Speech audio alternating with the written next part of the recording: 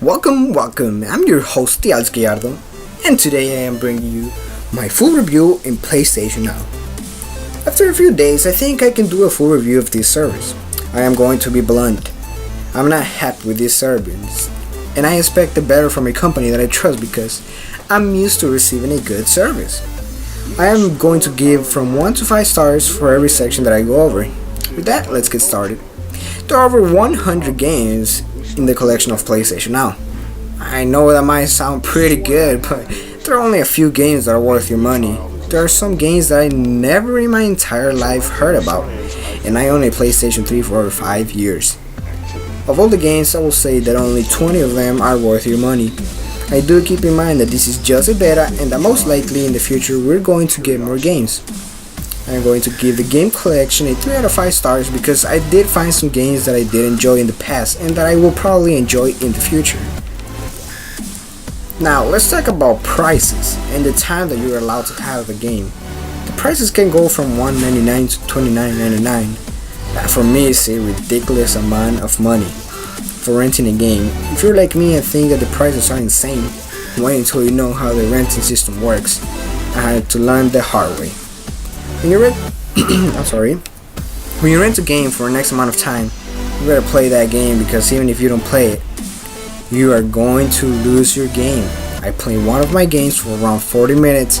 I got bored, and I do have to say that I closed the application. I did not leave it on. But after I got bored, I went to play some Call of Duty, and when I got back to the game that I rented, it told me that it had expired. I will give the price and time 2 stars because I think that the prices are too high for the short amount of time that you get to keep them. I would also like to see Sony explain a little bit better how the time works. Now we get to probably the most important part of this review because we're going to talk about the gameplay. At first I had some connectivity issues, but I did handle to get into the game about a minute later. While playing the game, I did not experience a lot of lag when I was walking, but when the action started, the controller stopped being responsive, and it did get annoying at some point. I would like to mention that I was home alone while playing, meaning that I was the only one using my Wi-Fi. I was also connected via wire connection, and according to my PlayStation, it had a 19.0 megabytes per second. That will be my download speed, and a 3.5 upload. With that said, my connection is pretty fast. I shouldn't have to experience any type of big delay. I'm sorry. We're talking about almost a second of delay. I do know that this is just a beta and probably whatever Sony uses to let us stream the games to a PlayStation is not working to a 100% of its capacity.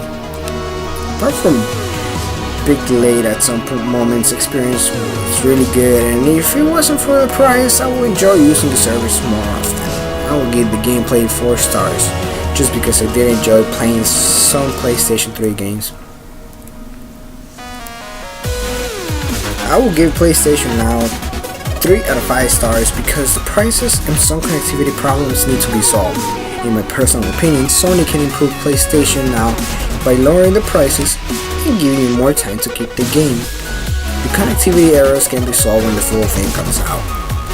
If you made it this far, thank you. Before you go on with your life, I would like to ask you, what do you think Sony can do to improve the service? Maybe who knows, and this will get a good response and we can post it in Sony's Twitter account.